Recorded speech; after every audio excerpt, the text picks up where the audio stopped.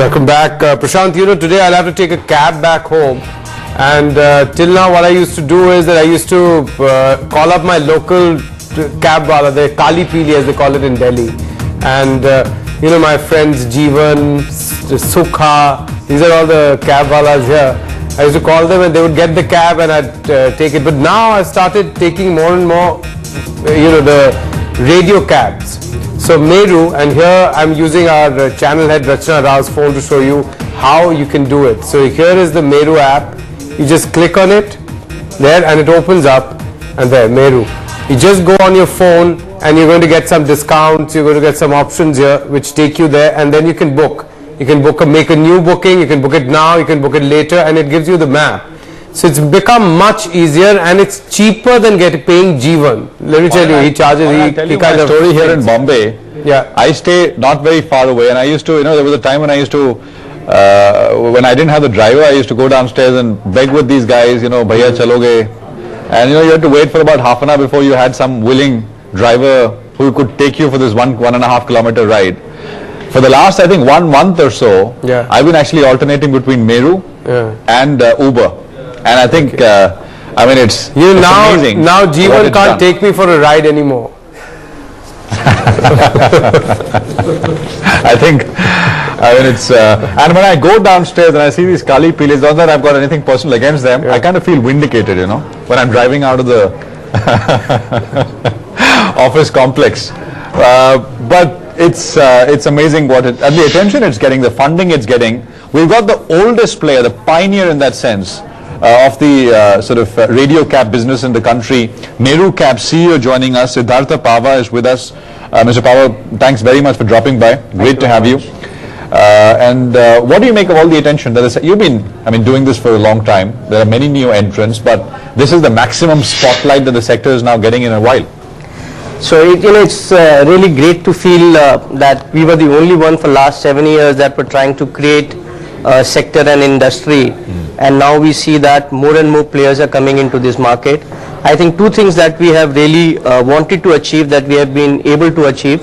One is that good quality money is now coming into this sector, which is very, very important.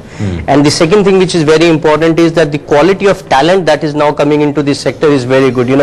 We've got people who worked in Unilever, people who worked in Johnson & Johnson, Microsoft, and now when they're joining radio taxi companies, it feels really good sense of achievement. Right. You mean when you said that good people joining, you mean in running these companies, right? Absolutely, yeah. Right. Okay. So what do you? What a lot has changed. You got the taxi aggregation, I guess, which is the business which is getting the maximum focus right now. You have been known as a company which has largely got your own fleet, although you also do aggregation, right? Which basically means that you create a platform, get a lot of these taxis on board, and then you provide customers the opportunity to actually avail of any of these taxis. Correct? Yeah, that's right. Can you talk a little bit about that? Where is the maximum growth coming from? How big? What are the market dynamics now? Competition, of course, is now sky high. We see fares being cut by one player or the other. Yeah. So Prashant, if you see that the Indian taxi market is roughly about $13 billion. Out of that $13 billion, just about 5% of the market is today organized.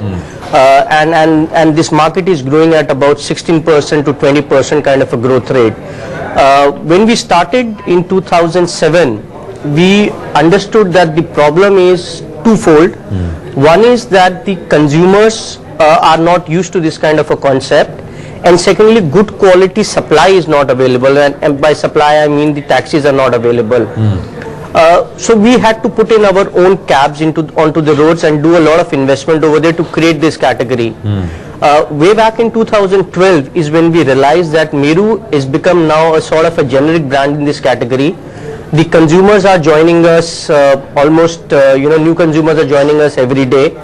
And so are the cabbies really ready to put their skin into the game, do investment and come and join us as a system.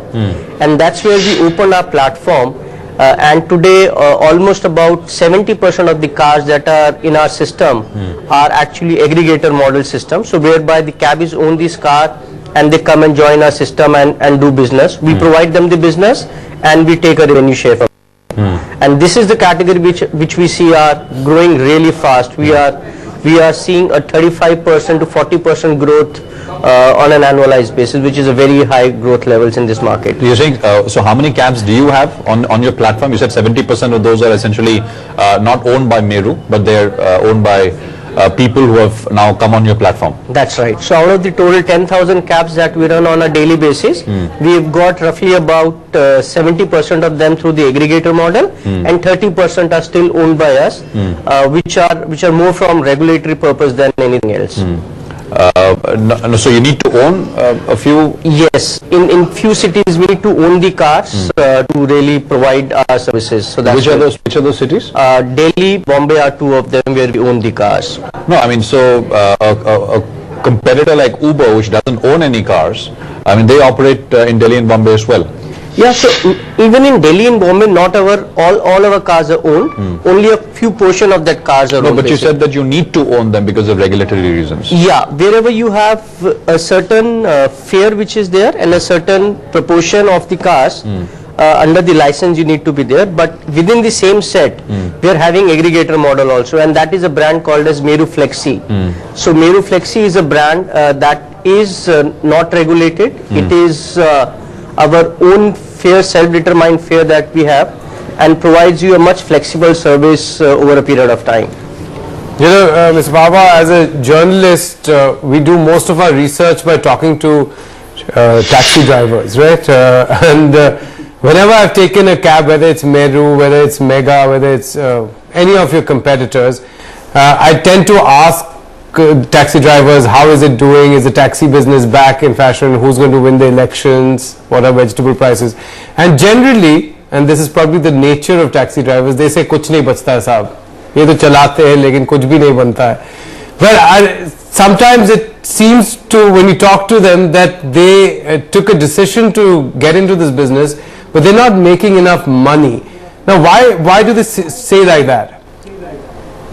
Well, this is a problem that you ask anybody his salary, nobody is going to be happy with his salary.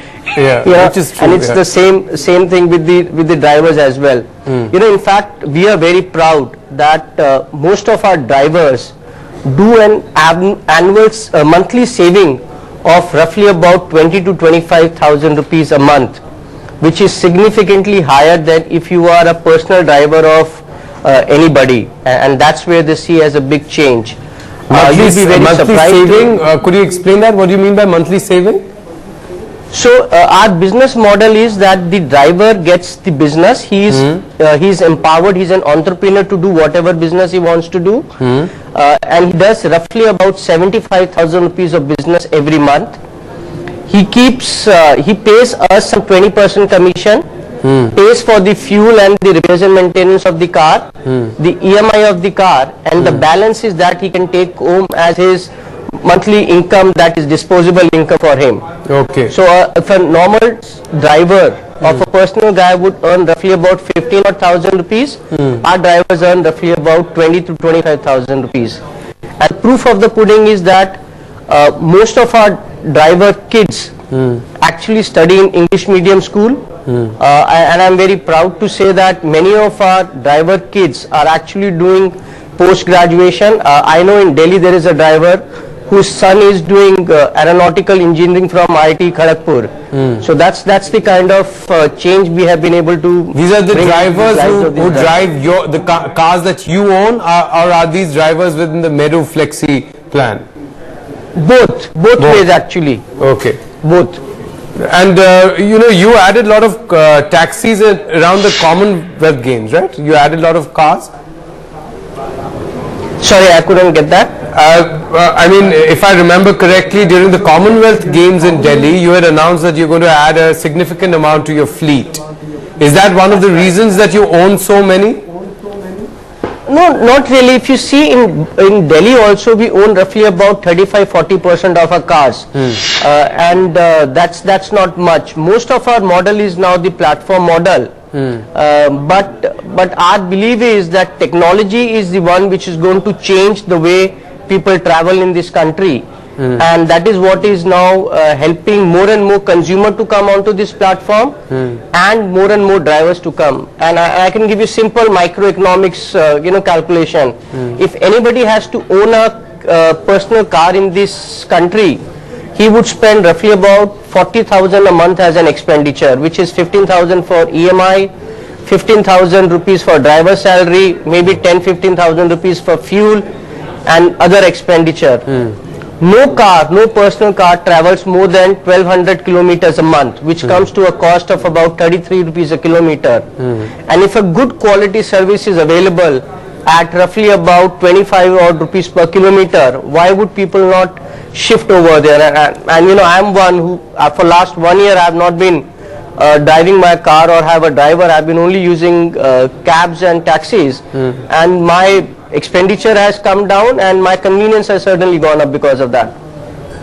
You were one of the pioneers in moving consumers onto the phone and to the net, and you did that through a punitive 50 rupees on anyone who used your call center, right? Yeah. But have you have you made the most of it in terms of raising finance, raising funds? We get to hear others who seem to be these e-commerce platforms when it comes to taxis and cabs, but you guys really try to push people onto the e-platform. Yeah. So we are for last 32 months actually cash positive. We have just now put our results on the register of companies, and we are the only company who has been able to deliver PAT positive results as well. Therefore, what we see is that our basic philosophy is give good value service to the consumer, good quality service, and charge appropriately, and you will have more and more consumers joining you. You know, we have every month more than 150,000 new consumers joining us, and roughly about 400-500 new drivers joining our platform every month. And we see that this category is going to grow for next 5 to 10 years at a very significant rate. But coming to your question of do we need funds, I think this is a category where we really want to expand. We are seeing that this category will lot of market building activities and support would be required. So appropriately we are also evaluating that whether we need to raise funds. And if we need to raise funds, how should we do that? Anyone? We are always evaluating. Sorry? Are you in talks with anyone, any international player or any international finance? Point of time, not at this point of time, but we are evaluating all the options, that what are the options to raise funds. Usually when we have a guest coming and saying we are evaluating, they announce it the next day, but I'm assuming that you'll give us a heads up before that. One question from our executive editor Vichitra Salotra for you, and that is, how much do you earn from cabvertising? I'm told that that's the name for the advertising that you have on the cab and inside it. Well, it is not a very significant proportion of that, but in a category where there is so much of investment going in, every money counts. So it's not a significant portion, but it gives us a lot of money in a year's time, I would say. And more than the money, I think the important part is the kinds of brands who are associating with us really shows the premiumness that Meru commands in the market. Like very recently Kellogg's did an activity with us which was the breakfast cab, and it has got very good response. So those are the things that we keep doing to create newness in this category. Mr. Pahwa, do we have any market share figures? I mean, what kind of market share does Meru have and others in the space? So we do not have any official data that comes, but we keep doing our market research through external parties. Okay. And we are currently at about 45% of the organized market which is there. Okay. That we believe is. And you said organized market is about 5% of the total. Yes, 5 to 6% of the total market. And you said the total market itself is expanding at about 15%. The organized market is expanding. So organized market share is increasing. Absolutely. So the overall market is increasing by 15 to 20%. Organized is increasing by about 25 to 35% growth rate. Which is the biggest player? After you said you were about 45%. So we would say that every city has a player. You know, it's a very micro market based industry. Right. So like in a Bangalore, Ola would be one of the largest player. While if you go to Delhi, maybe Easy would come as the largest player. In Bombay, maybe the Tab is the largest player. So everywhere we have a strong second competitor, but at a national level we are the only player at this point of time. No, so this 45% share is total National level. at the national That's right. national level. Yeah. I mean, how do you assess? Is loyalty for regular users of the cab? I mean, how would you describe that? I mean, is there anything called loyalty here? Or it's very important. You know, I think it's like a network business. Just like in telecom or media, the more network you have, the more people use you, and the more people use you, the more supply comes into the system. And we know people who do more than 400, 500 trips in a month with us. So that's a very big so advantage. maybe that's the reason why some of the newer players that we have spoken with, you know, are when they start, within the first couple of 2-3 years, they want to just expand massively, right? Get as many cars on board as possible, because they want to be there when the customer is looking for a cab. Absolutely. Otherwise, then the customer moves on, finds something else and sticks to that player. Absolutely. Is that the logic? That's the logic, but at the same time you also have to see that the driver is joining any of the platform for earning. So if the driver doesn't see that you know, a company doesn't have business, then he would not stick around over there and would come back to the company, which also gives him the business. And that's where the network plays. It's a large network of the chauffeurs, a large network of the consumer. What would be the churn amongst drivers at Meru? The churn, like any industry where a lot of options are available, we are seeing a churn of roughly about 7 to 8% over there. But I think we are able to retain most of our drivers for two things. First is that we give a earning which is more than what the industry is. You said they get to keep, you charge 20%, right? That's right. 20% of the fare is comes to Meru. That's right. And the rest is up to the Is for the driver to take driver. care of his expenditure as well as his monthly income. So would you have to take less, leave more in the hands of the consumer? Do you see that happening? So we give higher value to the chauffeur in terms of the business. So if somebody else gives them a business of 2,000, if I am able to give them a business of 2,700, then that's where he sees that there is a much higher potential, that even after paying 20%, he still gets more than what the other aggregators or other players are able to give him, and that's why he comes to us. And the second thing that we do is that we do a lot of work in terms of training of these drivers, and also have engagement platforms which are other than the transaction. So we give scholarship to the kids of the driver who have fared well in their 10th and 12th exam. We have a reward and recognition mechanism. We also have 4 days of training. So those are the things which actually help us to retain these drivers into our system for a longer time. What's the cost of fitting a car with, the meter and some of the other things which makes it a Meru cab? So earlier, on a Meru platform? Earlier it used to be roughly about 60,000 rupees, but with the change in technology, all now you need is a good handset, which is something about 7,000-8,000 rupees. We can fit that into your car and you can get on road within the next few hours. Okay. So and you don't allow, of course, drivers to be on 2 different platforms, right? Not Meru. If you're on Meru, you are with only Meru. Prashant, honestly, we try that, but my belief is the way market is changing, a driver will keep evaluating the options, and they may have. But do you insist on it right now? We insist that you have to be with us. Exclusive with Meru. Exclusive with us. But I think more than being very pushy about it, the way of doing it is give him a business, take care of his financial needs into your business model, so that he doesn't have to really look around, and that's what our philosophy has been. Okay, but you are hinting that because of the hyper competitive nature of the market, at some point that barrier will break down. Sure. That's what you're saying, right? Sure. So a driver could have, say, 2 phones with 2 different apps, and he can decide to take passengers requesting a car from either of the 2 or 3 platforms, right? Yes. Okay. I won't. It could happen. I know there are a few cases where it still happens in India. Okay, it's already happening. It's already happening. Yeah. Mr. Pahwa, thanks very much for coming by. Great to have you with us here. Thanks very much. Thank you very much for your time. It Good luck. was a And pleasure we'd being love here. to have you back Thank you. soon again. Thank you. We're taking a quick break here. One of the foremost fund managers in the bond fund industry, Dhaval Dalal, Executive Vice President and Head Fixed Income, DSP BlackRock Mutual Fund, joins us.